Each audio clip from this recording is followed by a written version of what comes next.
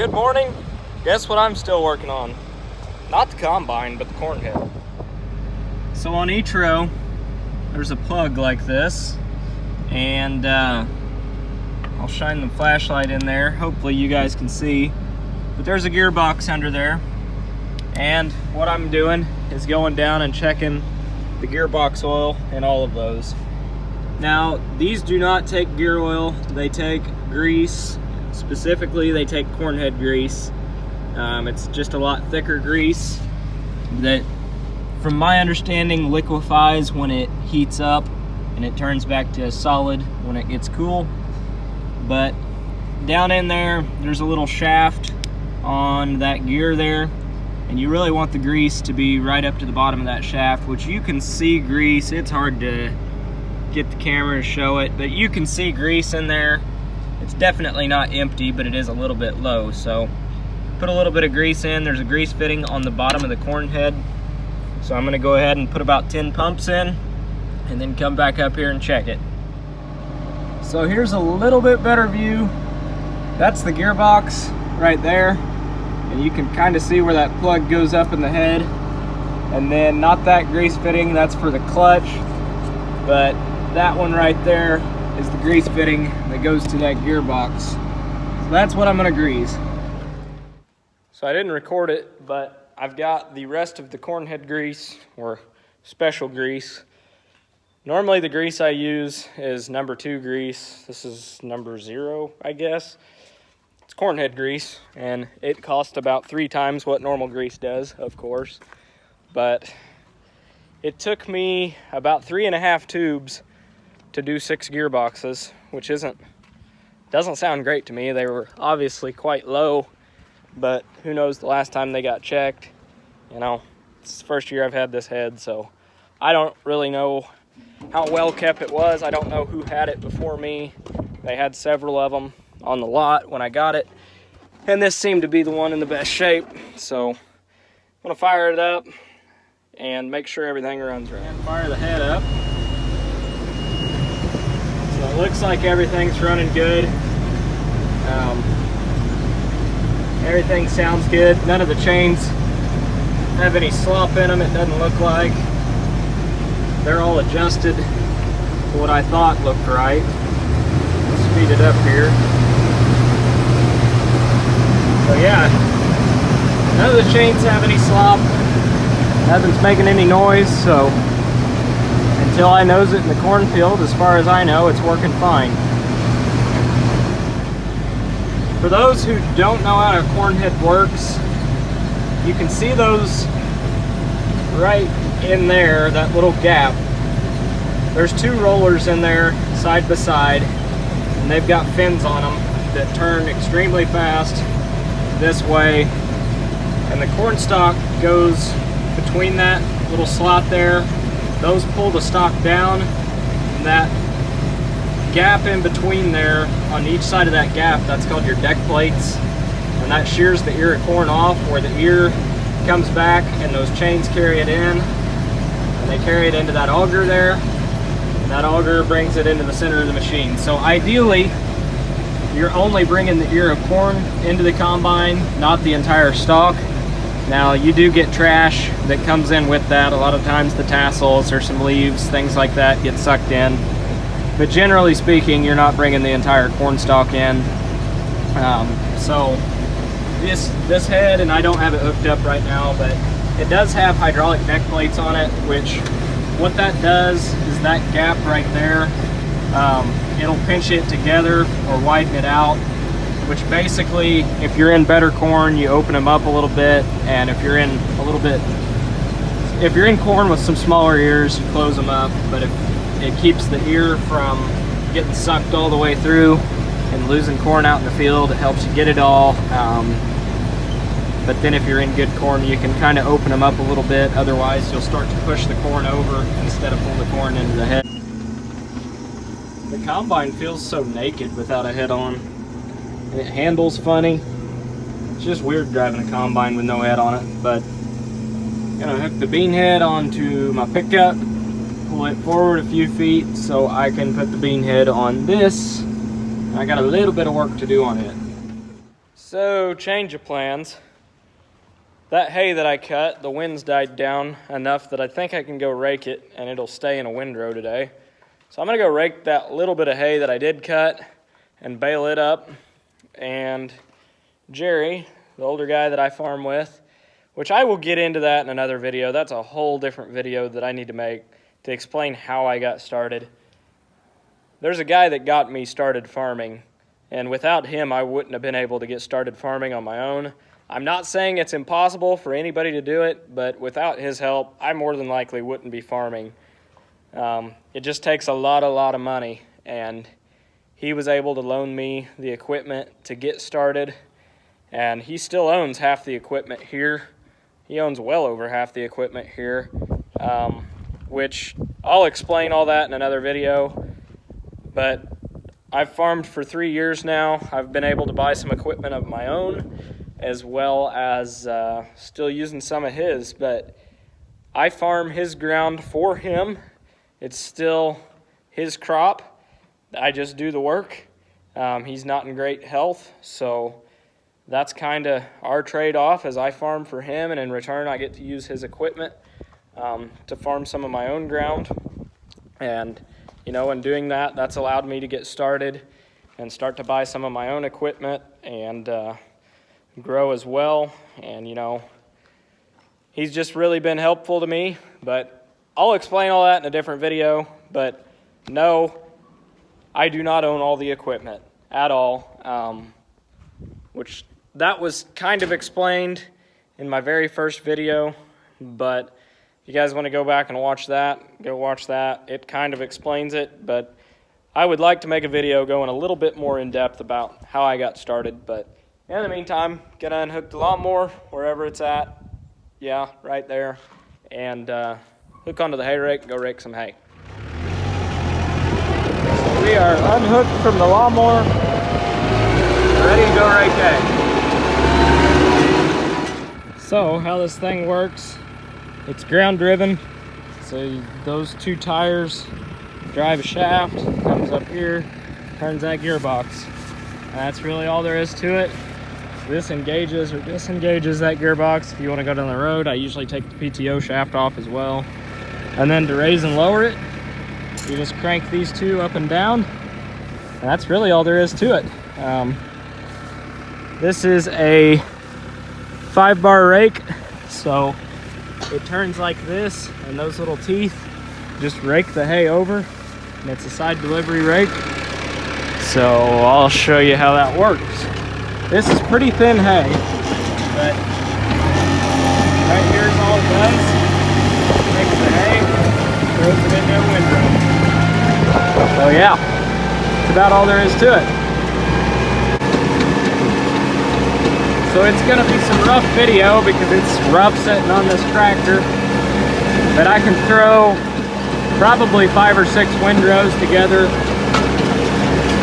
That baler will pick up a pretty big windrow, and this hay is so thin that I'll easily throw 5 or 6 together probably, but since I've only got 3 here before the thing broke down, we'll have 3 windrows. So as you can see, 3 windrows really is not making that impressive windrow. That baler will handle a windrow twice as big as that, so that's probably what I'll end up doing. So I got it all raked up, what little there is out here, but it's plenty dry. No green in here at all. If anything, it's a little bit too dry, but it's raked up, so I guess we'll go get the baler now. It's pretty dang thin stuff. I really don't know if it's worth doing a second cut, but this didn't get fertilizer on it this year. Usually the hay fields get fertilized about every other year, but it didn't get fertilizer, and we haven't got a ton of rain this year either, so pretty thin hay. Usually we get one really good cut every now and then a second one. And this is borderline on the brink of not even worth cutting it, but may as well, because first cut wasn't that great either. So this is about half of what first cut was. So I guess some hay's better than no hay. This baler is really high tech, how you let the pickup down. It's a rope tied to a ratchet. So that's down. Kick the PTO on. And we're ready to go. Pick a gear, any gear. And apparently I'm not in gear. There we go. Oh, just like that, we're off. We're putting hay in the middle. So, pretty thin stuff. But it's something. So you won't set any record speeds with this baler, but it does do a good job for what it is. This thing's reliable as all get out. Grease it every year, put twine in it, and just go. So it's not fancy and it doesn't make the prettiest bales, but it does what we need it to do. I'm not setting any speed records, but it pulls it right in there. I could probably be driving a little bit faster, but I'd rather get it all picked up and know we got it.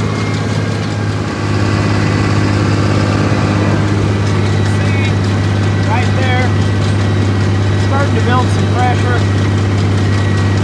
Now this thing doesn't have a monitor, whether I need to turn it right or left, but we are starting to build some pressure, so we might get a bale after all.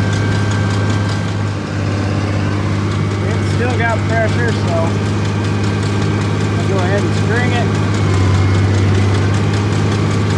Takes this thing a while. We're stringing it, and you'll see that knife right there. It'll cut the string, and we're ready to dump the bale.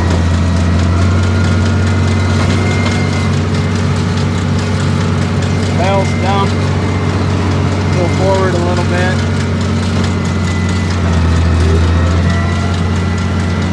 Shut our door, and we're ready to make another one. Before I do though, I want to check that bale. Make sure everything looks good on it. So we'll stop real quick. Check that bale out. It doesn't look like a bad one. It's all strung, nice and tight. Looks pretty even. So it'll be decent hay. But yeah. That's what they look like. Well, I lied. This hay might be better than I thought. Started to build pressure. I'm done, so I'm gonna go ahead and dump what was in the baler. That's not gonna be a full bale, but I'll hop off of here, check it out. So that's the second bale, and it's not gonna be real heavy. It'll probably start sagging here in a little bit, but it's starting to build a little pressure. It's still fairly heavy. I could probably roll it by hand, but that's the bales it makes. But you can see here, I left the baler opened up. I'm gonna do the non-OSHA approved thing and get in here and show you guys. Basically, there's your pickup. There's where the hay gets fed in, and then these all just sit here and roll it and roll it and roll it, and that's all that's inside of it. You string it, and as that bale's turning, it just feeds that string in, and that bar comes over and just feeds the string across, then feeds it back. And you can see right here where it feeds it back, and it's not on there tight, it's still on there loose, and if you catch it wrong with the forks, you will cut the string and the bale will just fall apart. But they're not bad bales. That baler is pretty dang old, but it works really good. I gotta say, I'm surprised that I got one bale, let alone two. So maybe this hay isn't near as thin as I thought it was. You gotta watch these guys if you leave a gate down, because when I bale hay back here, those cows think that those hay bales are candy. And if you bale hay and leave the gate down, you can look back here in about 5 minutes and they'll be out there eating off those bales. So you gotta watch them. They like hay, and they know dang well what those are. So I'll stick the gate back up because no more than I dump that bale, here they came running. So on to the bean head. Pull this thing up, get the combine on it, see what we can't tear up on it. I don't have anybody in the cab yelling at me, go forward or stop, or yeah, I pulled up way too far, but that's all right. I can move the combine. You can probably hear it, but it's a nice breezy day today, and it's not really hot and humid out. And this so happens to be rolled over where that one is missing. That one needs a new piece in here. So does this one. Those get wore out, and then that's metal on metal like that. Whereas these basically just wear against a piece of rubber here instead of on metal. It's a little bit better for them. So I'm gonna replace those. I got one missing here and one missing here. So got a plate here and a plate here. They're gonna be easy to get to how it sets. So I'm just gonna stand here and fix it without being on the combine yet. I am gonna put this on the combine, try a couple things out with it, but I can get to that and fix it as it is right now.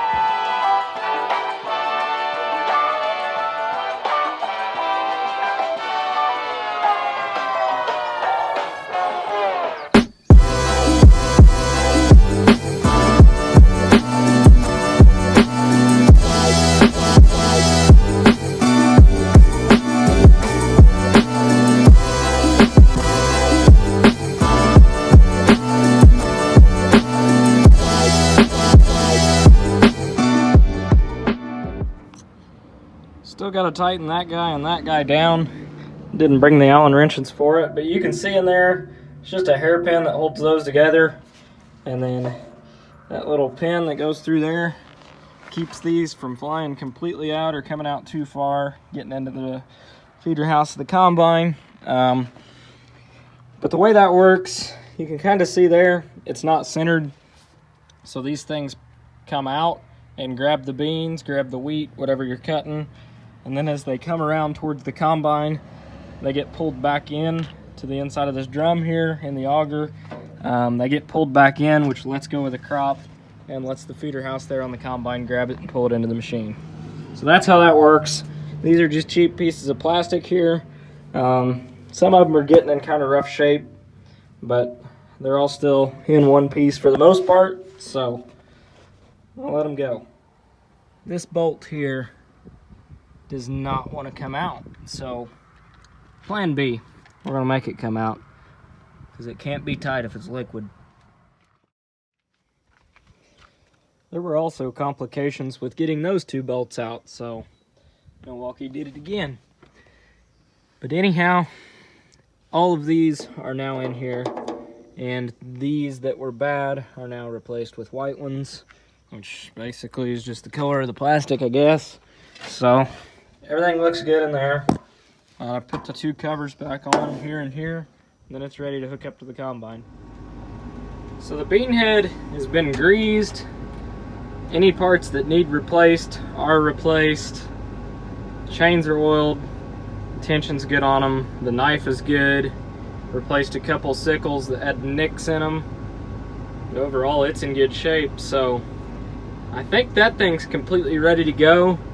I just want to hook it onto the combine and make sure all the sensors are working right with my field tracker. Make sure that the head tilts the way it should and the thing follows the ground, runs smooth. So I'm gonna hook onto that, try it out, and see how that goes. I just had a little bit of an idea. See that white square right there that's painted on the head? And there's another one right there. When you are unhooking the head onto the trailer, you cannot see those down there to line that up correctly. So I think I'm gonna grab a can of spray paint real quick and just paint a little bitty mark on the head there. That way when I'm hooking and unhooking this thing this fall, I've got something to kind of cheat off of. Should save me a little bit of trouble. It's okay to paint your bean head like this as long as you use genuine Case IH paint, which, you know, doesn't exactly match, but it's Case paint, so it's okay to do this.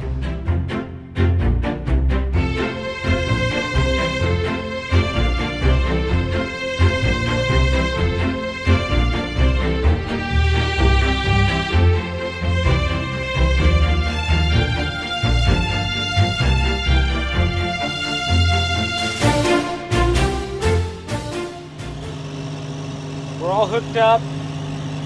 This is kind of a pain in the butt, I'm not gonna lie. If I'd have bought a combine about 2 years newer, this would be on a single point hookup with a latch you pull down and it's hooked. I could convert it to that, but it's expensive. So I'm just gonna put up with it for now.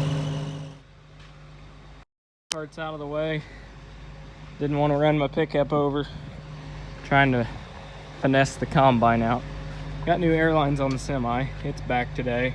It's got its DOT inspection done, so we're legally legal now. Apparently, I am not an expert at hooking this thing up yet, because when I go to tilt my reel out, it turns my reel. So I hooked up something wrong.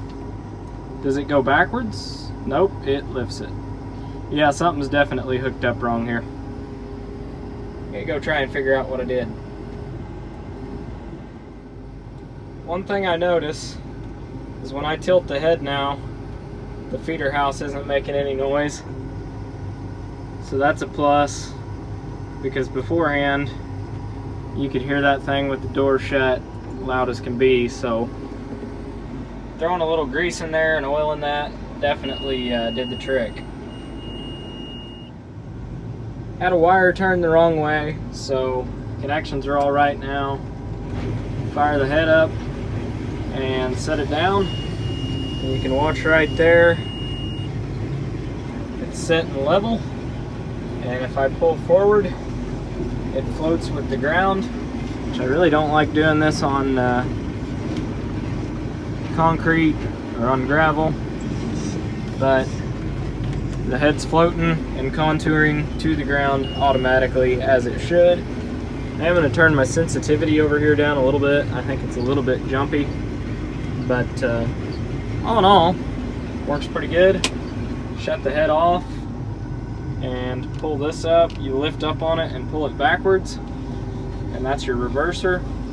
Not that I would ever plug a combine, but that comes in very, very handy sometimes, especially in green stem beans, or when you push it a little bit too late at night and try and cut them after a heavy dew or something like that. So reverser works. Looks like the bean head's gonna work. Fire it up, right wide open. It's got a lot of shake and vibration to it, which I don't like, but once you get it on the ground, everything's running smooth. So that knife is scooting. The New Holland head had a single knife. I wanted to stick the auger out. It does not stick out much further than that head, so when we're dumping on the go, it's definitely going to be a little bit tight, but I think we can make it work. It's going to be tight though, but I do think it'll still reach the middle of the truck. They make an auger extension for those, which down the road I'll probably end up putting on, but for the sake of time and money right now, it's probably not going to happen yet. The corn head and the bean head have some rust on them right now. That's just because on the dealer lot they were sitting outside, but after a day or two in the field, this will be nice and shiny, as will that. So I'm not too worried about it. And then when I'm done with it at the end of the year, I'll spray it down with used motor oil, and it'll keep it from rusting up again. But the knife's pretty straight. I mean, it's not perfect, but it's pretty dang straight. So I don't think that's where I'm getting my chatter from. I just think it's the fact that it's a single drive and 30 foot long. It's got a lot of resistance into it, but pretty excited to run this thing in soybeans. I don't really know that this combine's going to speed me up much in corn, but I know that it definitely will in beans, just having a bigger head and hopefully being able to drive a little bit faster as well. So looking forward to playing with it, looking forward to trying it out. I'm gonna end up getting the neighbors talking again. Got the semi and hopper bottom out, pickup, head cart, the grain cart and the Steiger are out. That's out and that's out because I started loading out the rest of that corn. Then I got preoccupied and started working on this. So literally the entire harvest lineup is sitting outside right now. They're probably gonna think I'm gonna try and go cut silage beans or something. So that said, tomorrow I'm gonna try and get that hay bind back together. Cut the rest of the hay tomorrow, which will take all day more than likely. And once I get that done, hopefully I'll load the rest of that corn out and be able to get this thing in the shed, take the bean head back off, get the corn head in the shed, bean head in the shed, combine in the shed, finish loading that corn out, and then I've got to change the oil in this combine actually. But pretty much ready for harvest completely now. I've got that Pro 700 coming in, so that should be fun. Possibly getting a new receiver, globe, whatever you want to call it, from a neighbor who called me this morning and said they had several. So kudos to them for cutting me a good deal if we end up getting, or if I end up getting one from them. So got to be thankful for good neighbors. But yeah, I'm really hoping to get this thing all put together, get the oil changed, and hopefully in less than a month we're in the field. So, per usual, if you like the video and you guys know what's coming, subscribe, comment, or like the video. So, hope you guys enjoyed, and thanks for watching.